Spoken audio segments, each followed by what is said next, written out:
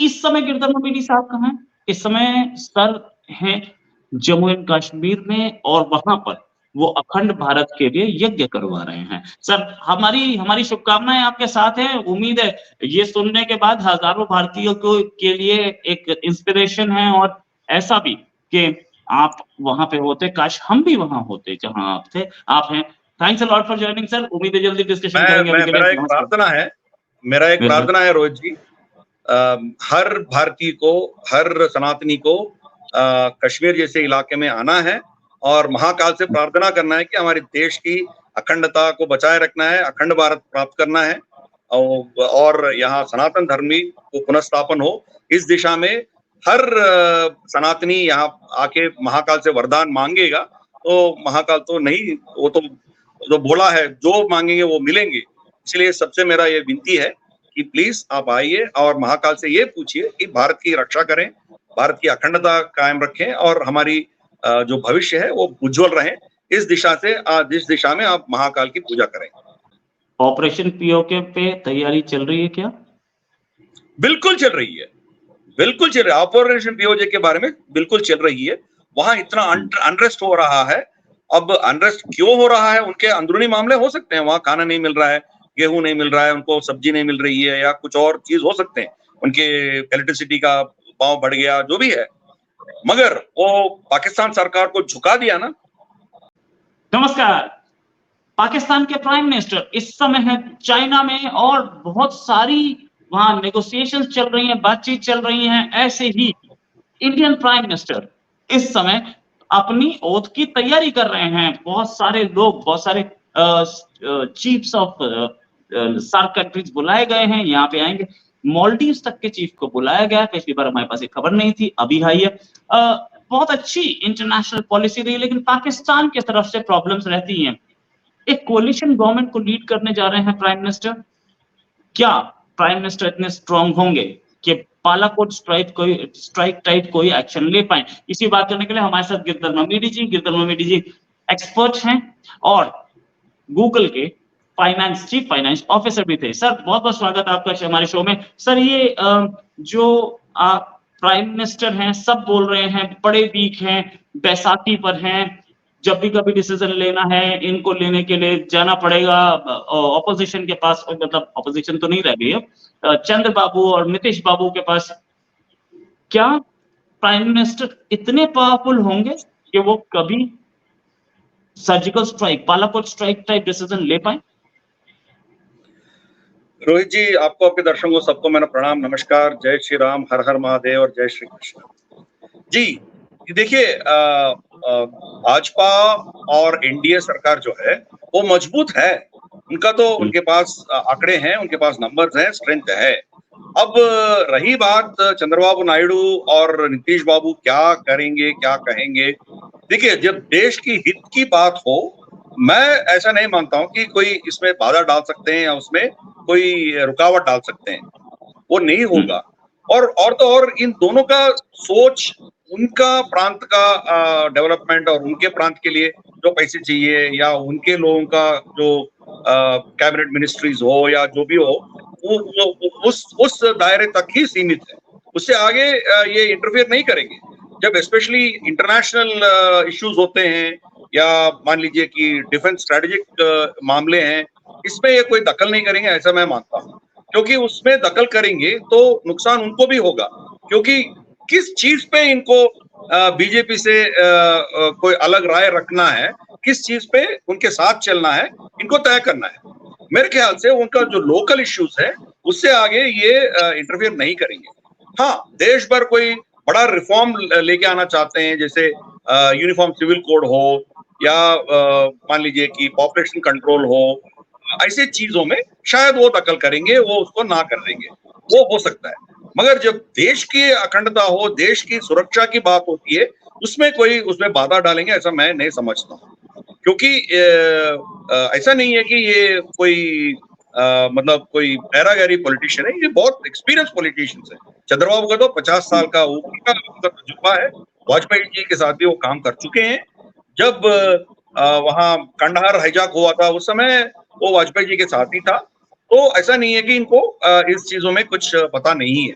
नीतीश बाबू तो बड़े अरसे से, कितने दशकों से एनडीए में थे, बीच में गया आया गया, वो तो पलटीराम बहुत उनका हुआ है, फिर भी वो इस चीजों में दखल करते हैं, ऐसे मैं नहीं समझता हूँ।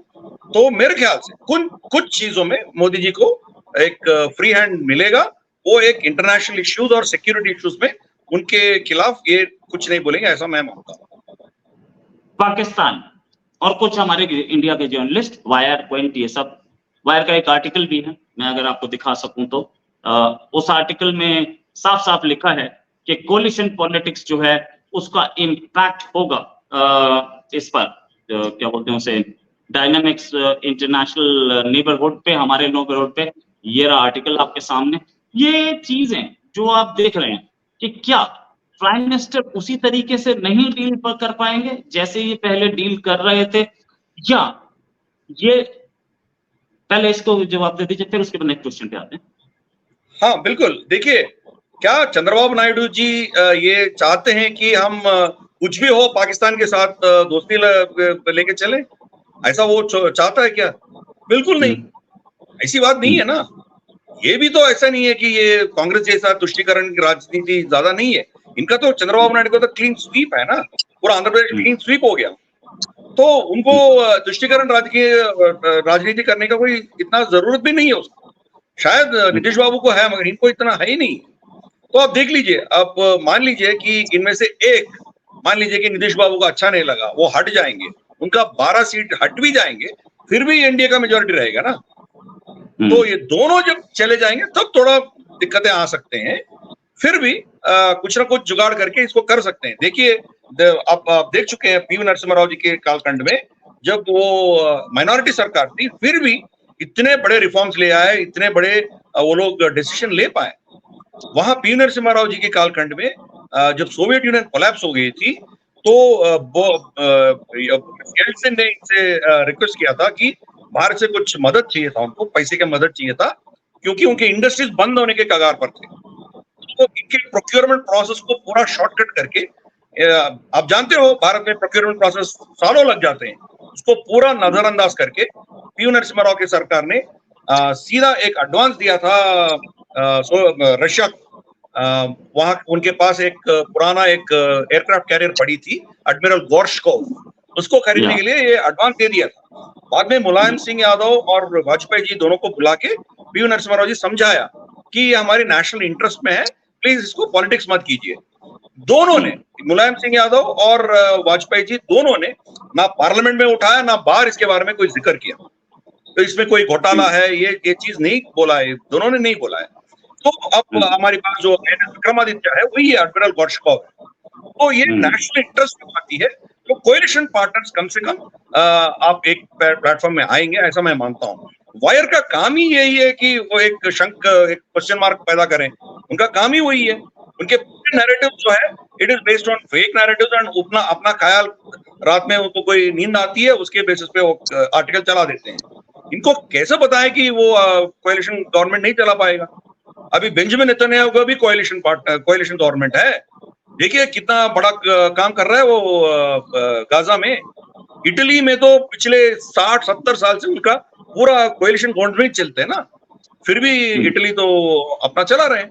तो मैं इसको ऐसा नहीं, ऐसा आर्टिकल तो खाली लोगों के मतलब कोई गुमराह करने की चीज है, उससे ज्यादा नहीं है। वायर का हिस्ट्री रही है, they will always talk some nonsense, so I don't think we should focus for it.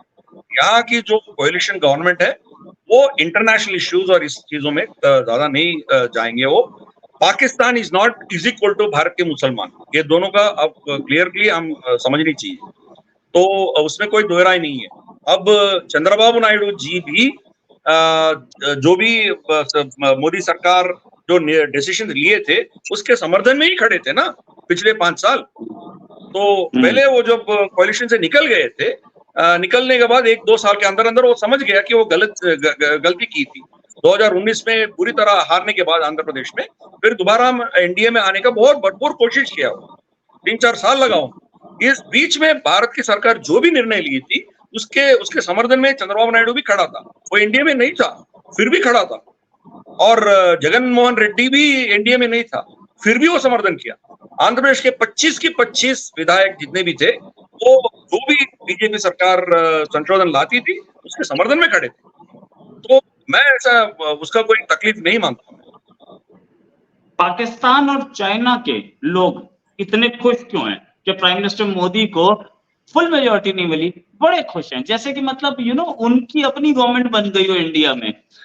इतनी खुशी मतलब अभी तो मैं ऑपोजिशन को ये नहीं बोल सकता कि वो पाकिस्तान और चाइना के एजेंट हैं या कुछ ऐसा, लेकिन मतलब प्राइम मिनिस्टर मोदी से इतनी दुश्मनी क्यों? उन्हें राहुल गांधी पसंद आ रहे हैं। राहुल गांधी ने भी कभी प्रो पाकिस्तान तो कुछ स्टेटमेंट दिए नहीं है, मैं तो नहीं जानता, लेकिन प्राइम मिनिस्टर से ऐसी दुश्मनी क्यों और इतने खुश क्यों हैं? अब देखिए, आप नहीं बोलेंगे मगर मैं तो बोलूंगा ना, राहुल गांधी उनका असट है। अब एमओयू किसके साथ साइन किया है? अभी सीसीपी और कांग्रेस पार्टी ऑफ इंडिया दोनों के बीच में एमओयू है ना, ऑब्वियसली ये तो उनके असेट है ना, ऑब्वियसली वो खुश होंगे, क्यों नहीं होंगे? ये समझनी चाहिए ना। Yeah, agreed. My opinion. Please continue. Agreed. Okay, fine. It's my opinion. I am very clear about it. क्योंकि इनके बर्ताव जो है पिछले 10 साल में चाइना के समर्थन में ही खड़ा है राहुल गांधी। मैं 2-3 उदाहरण देता हूँ। एक Rafale was completely China centric, China के खिलाफ ही इस्तेमाल करेंगे। अब पाकिस्तान को मारने के लिए आपके मिग-29 और आपके मिराज काफी है, आपको रफाल नहीं चाहिए। यहाँ बैठ के आप पराचीनार या मतलब कोयटा तक मार सकते हो। है कितना देश उसका? चाइना को टैकल करने के लिए, J-20 जैसे चीजों को टैकल करने के लिए आपको रफाल चाहिए। जब रफाल की खरीदी हुई थी, जब उनका अग्रीमेंट हो गया था, चौकीदार चोर है, रफाल में क्या क्या कांड हुआ है, अंबानी को आपने बेच दिया देश को, सब चला ना। फिर बाद में सुप्रीम कोर्ट में जाके माफी मांगना पड़ा इनको, वो एक है। और दूसरा, अरुणाचल में यांगसी में जब चाइनीज पीएलए घुस के आने का कोशिश किया है, तो हमारी सेना ने एक मुंहतोड़ जवाब दिया है। उनको 10 लोगों को बंदी बना दिया और फ्लैग मीटिंग होने के बाद उसको फिर वापस कर दिया। फिर भी राहुल गांधी का स्टेटमेंट था कि हाँ, हमारी पीएलए ने हमारी सेना को पीट रही है। मतलब जहां हमारी सेना जीत गई थी, फिर भी ये जीत चाइना की जीत बताते हुए इनके बयान आए हैं। और तीसरा, ये कह रहे थे कि ये देखो 1000 स्क्वायर किलोमीटर भारत का छीन लिया वो, और मोदी जी के कालखंड में चाइना को दे दिया, आप नहीं कर सकते हो तो हमारे किसान जाके वहां लड़ेंगे। मतलब ये पूरे नैरेटिव जो है, जब भारत को और मोदी जी को नीचा दिखाने का जो कोशिश ये कर रहे थे, एक्चुअली ये चाइना की जीत बताने का भी कोशिश था। तो इसीलिए वो खुश है, चाइना इसलिए खुश है कि अपना जो प्रोग्राम था यहाँ थोड़ा सक्सेस हुआ है। 50 एमपी से अभी 100 एमपी तक गया, और थोड़ा पार्लियामेंट में बाकी जगह पे इनका थोड़ा आवाज बुलंद हो गया, तो वो उनका प्रोजेक्ट सक्सेस हुआ, तो खुश होंगे, क्यों नहीं? अब कांग्रेस में भी देख लीजिए आप, जो सलमान खुर्शीद जो एक्सटर्नल अफेयर्स मिनिस्टर था, ये एक एंटनी ले लीजिए जो डिफेंस मिनिस्टर था, ये सब चुप है। Prime minister, ex prime minister Manmohan ji भी चुप है, मगर राहुल गांधी बोलते जा रहा है। क्या ये लोग क्या बोले थे? क्या राफेल के खिलाफ ये क्या कोई बयान दिया? क्या ये लोग नहीं दिया ना ये यांगसे में हमारी सेना को पीटने वाली कोई नहीं बोला है, ना तो ये बोला है कि हमारी जमीन हड़प लिया है। ये जानते हैं, they are seasoned politicians even in Congress, ये सब चुप है, मगर एक कबाल ही वहां चला रहे हैं ये काम। तो अब हमें समझना चाहिए कि यहाँ एक्सटर्नल इंटरफेरेंस कितने पैमाने पे है। जो क्रिटिकल कास्ट थियरी का जो फॉर्मूला है वो यहाँ इस्तेमाल की गई है, सबको पता चल गया। जो ओपन एआई का इस्तेमाल हुआ, ये सब एक्सटर्नल इन्फ्लुएंस हुआ है, तो वो इस्तेमाल कौन किया है? यही पार्टियों ने किया ना। तो एक्सटर्नल इन्फ्लुएंस है, एक्सटर्नल इन्फ्लुएंस का नतीजा इलेक्शन में दिखा है, इसके लिए वो खुश हो रहे हैं, तो इसमें कोई दो राय नहीं है। तो उसकी खुशी का बेसिस है, ऐसा मैं मानता हूँ। राइट, खुशी का बेसिस है। और इस बेसिस पे मतलब क्या प्राइम मिनिस्टर मोदी इनको दोबारा निराश कर सकते हैं? बालाकोट स्ट्राइक टाइप या उड़ी टाइप स्ट्राइक कर सकते हैं? बिल्कुल कर सकते हैं। इनफैक्ट मुझे कोई चैनल ने एग्जिट पोल्स के बाद मुझे पूछा था कि मान लीजिए कि मोदी जी को 270 सीट मिलेंगे, वो क्या कर पाएंगे या क्या नहीं कर पाएंगे। सेम उनका 350 मिलेगा तो क्या करेंगे, नहीं करेंगे, 400 मिलेगा तो क्या करेंगे। तो मैंने बोला, मान लीजिए कि उस समय मैंने बोला था योगेंद्र यादव का भी हम लेके चलते हैं, 250 ही मिला है सीट इनको, कोई फर्क नहीं पड़ेगा, चाहे इनको 250 सीट मिला या 400 सीट मिला, देश के हित में जो करना है मोदी जी करेंगे, उनको उनका कोई रुकावट नहीं होगा। कोalition पार्टनर्स को कैसे हैंडल करना है इनके पास है, इनके पास लीवर्स हैं, ज्यादा हम बोलने से कोई फायदा नहीं है। देखिए चंद्रबाबू नायडू इलेक्शन के पहले वो गिरफ्तार हुआ था, जेल काट के आया बाहर, तो सबका कुछ ना कुछ स्केलेटन्स कबोर्ड में है, तो सरकार चाहती है तो बहुत कुछ कर सकती है। ऑलरेडी झारखंड मुक्ति मोर्चा को जैसे पी नरसिम्हा राव जी ने हैंडल करके अपना सरकार बचा के 5 साल चलाया, तो ऑलरेडी हमारे पास बहुत से उदाहरण है और इसकी कोई डरने की बात नहीं है। और चंद्रबाबू नायडू जी भी एक सीजन पॉलिटिशियन, तो वो कोई बाधा डालेंगे ऐसा मैं नहीं समझता हूँ। तो अल्टीमेटली मोदी जी जो करना चाहते हैं वो कर पाएंगे, इन चीजों में कोई दखल नहीं होगी।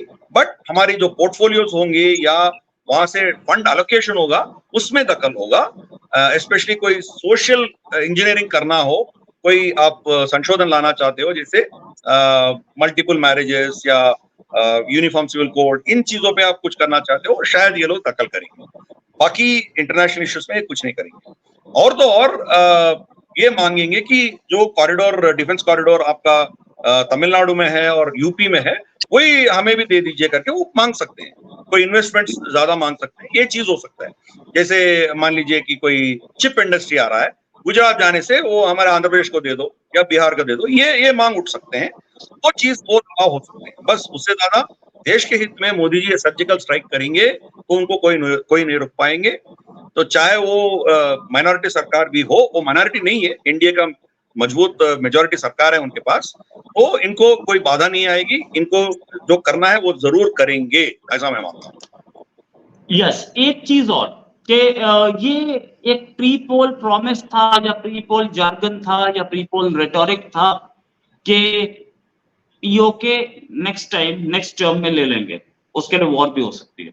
क्या पीओके लिया जा सकता है when Prime Minister does not have a full-fledged majority of the BJP? देखिए पहला एनीवे पीओके टर्म चिप गया है, but it should not be called as POK, it is actually western Jammu, उसको हम पीओजेके बोलना चाहिए।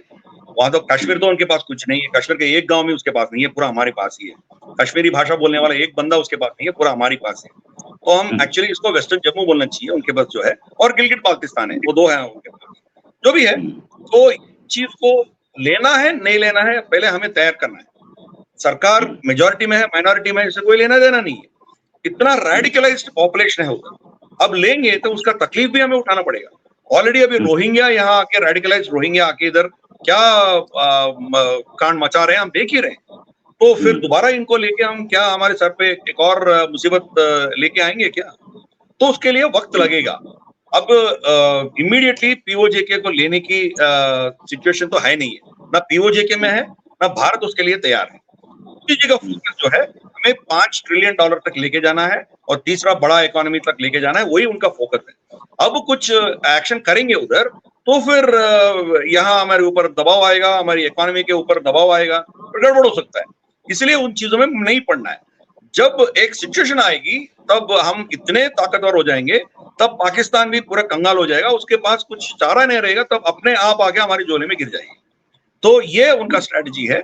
अभी करना बहुत कुछ बाकी है। उन इलाकों में जो भी एरियाज हैं उनके लिए कुछ सीट्स आरक्षण की गई है, मतलब जम्मू कश्मीर असेंबली में हो या पार्लियामेंट में। इन सीट्स के ऊपर कोई नॉमिनेटेड रिप्रेजेंटेटिव कम से कम डालना सरकार को शुरू करना है।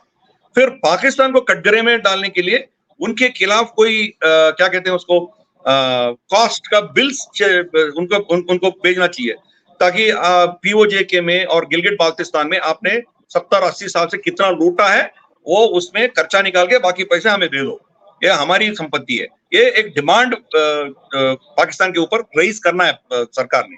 और वहां जो भी हो रहा है, जैसे कुछ लोग वहां गिरफ्तार हो रहे हैं, वहां जो सरकार के खिलाफ खड़े होने वाले जो भी गिरफ्तार हुए हैं, उनके समर्थन में हमें खड़े होना चाहिए। धीरे धीरे से वहां हमारी इक्विटी बढ़नी चाहिए, समय लगेगा। ये सब होने के बाद अपने आप वो हमारी झोली में आके गिरेगी। कोई जंग लड़ने का कोई जरूरत नहीं है। अब जंग लड़ने का कोशिश करेंगे, उनके पास तो हथियार है, उनके पास न्यूक्लियर वेपन्स हैं, हमारे पास भी है, मगर उनके टॉलरेंस लिमिट हमसे बहुत कम है। वो नो फर्स्ट यूज नहीं है उनके पास, तो फर्स्ट यूज कर सकते हैं हमारे ऊपर जब उनके जमीन जा रहा है। तो इतना पागलपन हमें नहीं करनी चाहिए। धीरे धीरे से करनी चाहिए।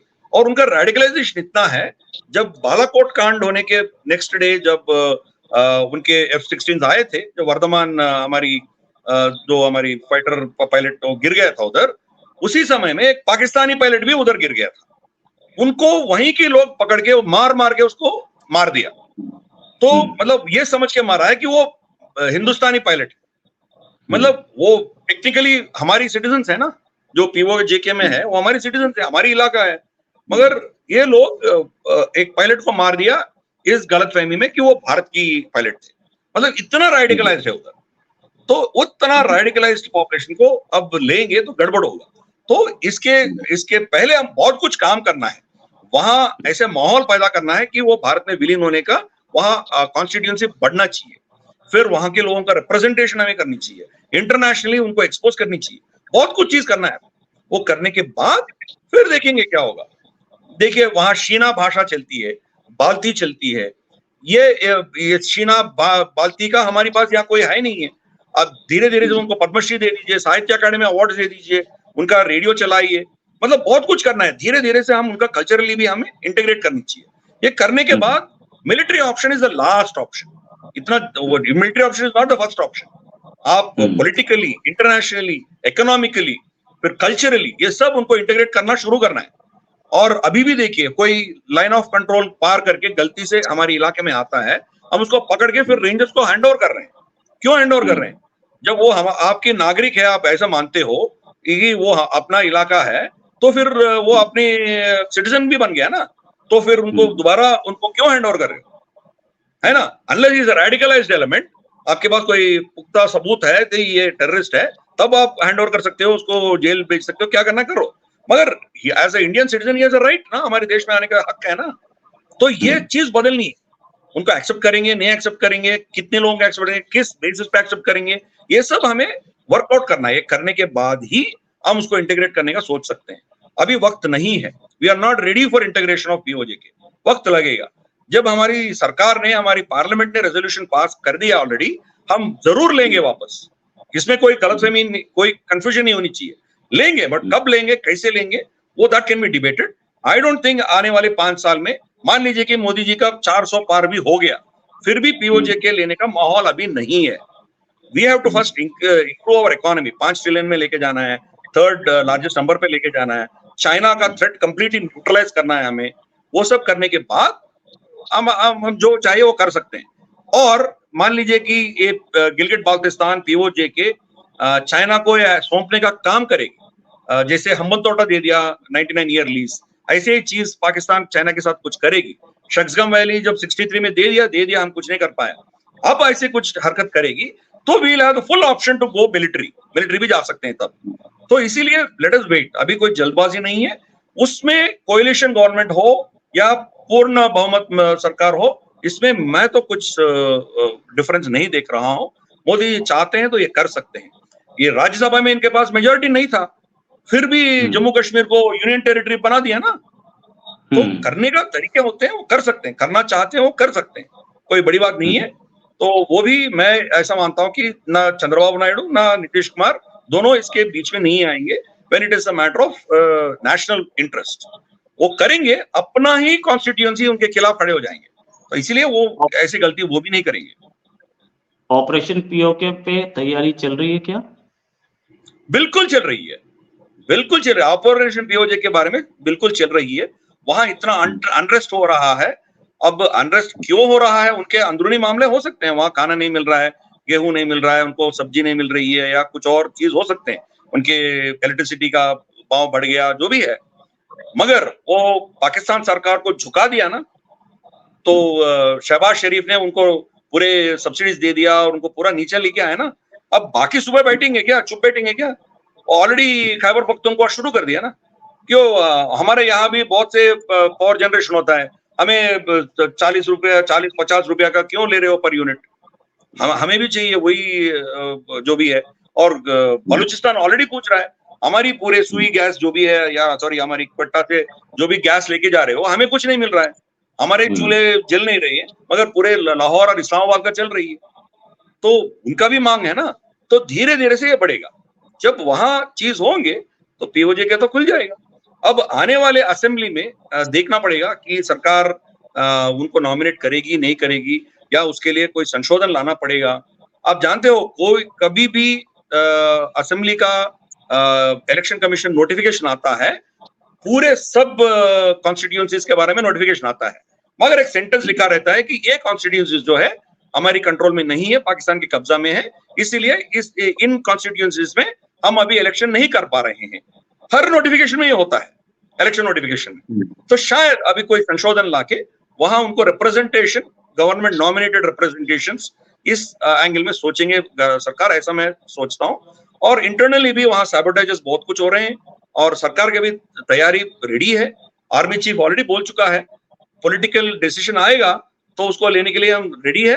2 एंड हाफ फ्रंट वॉर लड़ने के लिए हम तैयार है, हमारी प्लान्स पूरे रेडी है, तो उसमें कोई कंफ्यूजन नहीं है। मगर इट्स पॉलिटिकल डिसीजन लेना है, अब लेना है या बाद में लेना है, कब लेना है, वो थोड़ा सोचने की बात है। ये थे गिरधर ममीडी साहब जो बता रहे थे कि क्या पोजीशन है और क्या पीओके लेने की तैयारी पूरी हो चुकी है कि नहीं। Thanks a lot sir for joining, बहुत अच्छा डिस्कशन रहा। जल्दी एक डिस्कशन और करेंगे। अभी इस समय गिरधर ममीडी साहब कहाँ हैं? इस समय सर हैं जम्मू एंड कश्मीर में और वहां पर वो अखंड भारत के लिए यज्ञ करवा रहे हैं। सर हमारी शुभकामनाएं आपके साथ हैं। उम्मीद है ये सुनने के बाद हजारों भारतीयों को के लिए एक इंस्पिरेशन है और ऐसा भी कि आप वहां पे होते, काश हम भी वहां होते जहां आप थे, आप हैं। Thanks a lot for joining sir, उम्मीद है जल्दी डिस्कशन करेंगे। मेरा एक प्रार्थना है रोहित जी, हर भारतीय को, हर सनातनी को कश्मीर जैसे इलाके में आना है और महाकाल से प्रार्थना करना है कि हमारे देश की अखंडता को बचाए रखना है, अखंड भारत प्राप्त करना है और यहाँ सनातन धर्मी को पुनर्स्थापन हो। इस दिशा में हर सनातनी यहाँ आके महाकाल से वरदान मांगेगा तो महाकाल तो नहीं, वो तो बोला है जो मांगेंगे वो मिलेंगे। इसलिए सबसे मेरा ये विनती है कि प्लीज आप आइए और महाकाल से ये पूछिए कि भारत की रक्षा करें, भारत की अखंडता कायम रखें और हमारी जो भविष्य है वो उज्जवल रहे। इस दिशा में आप महाकाल की पूजा करें। नमस्ते। धन्यवाद सर। 100% सब करेंगे, मैं भी करूंगा और जल्दी कुछ होगा। अभी के लिए नमस्कार, धन्यवाद, जय हिंद सर।